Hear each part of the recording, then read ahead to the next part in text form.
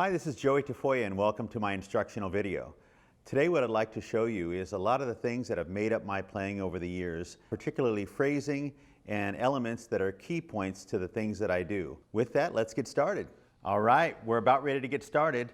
The first thing is, let's tune up. I want to let you know that I'm tuned to E flat, which is a half step down from standard tuning. If you're using a tuner, that would be A430, and here's an E to tune up.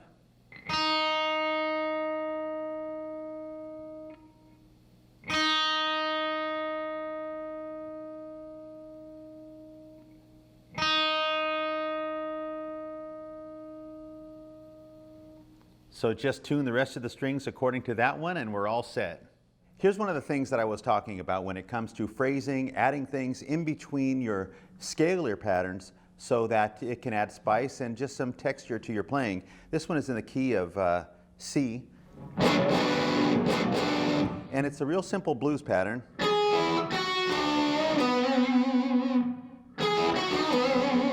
And it can be very useful. I get a lot of mileage out of this. As a matter of fact, there's something I use called mileage licks, and that's simple patterns that I use over and over again. And this one I use quite often.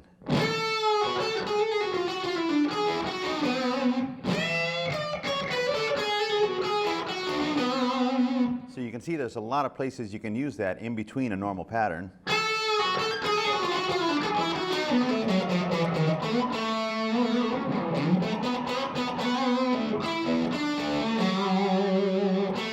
And the way I derive that is from a pattern of fifths, which goes something like this.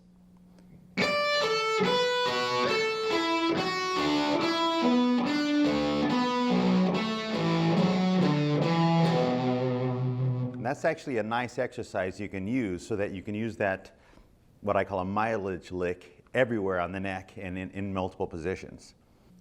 So here's how to break that down. I'm on the 10th fret.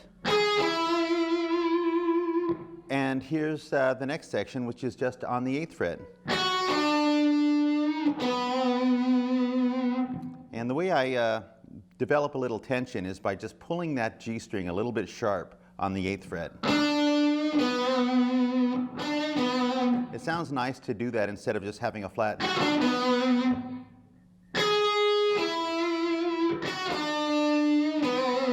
And the phrasing is not so important because you can just change it around a little bit. Change the feel of it to suit the song you're playing too, the mood of the song. And in that little box pattern, there's a lot of fun right there.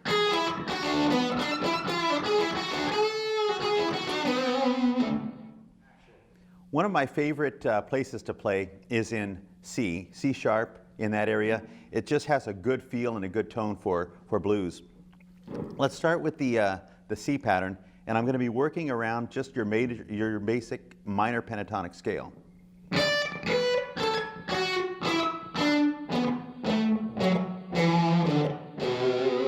There's a lot of really good things you can play with that scale. It's real simple, but it's the basic for rock and a very lyrical scale. If you analyze, I've analyzed a lot of vocal lines, and a lot of vocal melody lines seem to come across pentatonically. So here's what the scale we're going to be working with.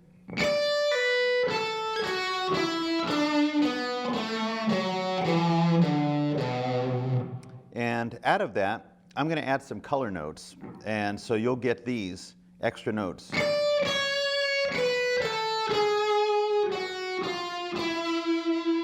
And that's where I get this from. So it's in that box pattern, but I'm throwing in a few extra notes. So in the key of C, pentatonic, what I'd like to do is show you some additional notes that you can use to help color the sound of the pentatonic.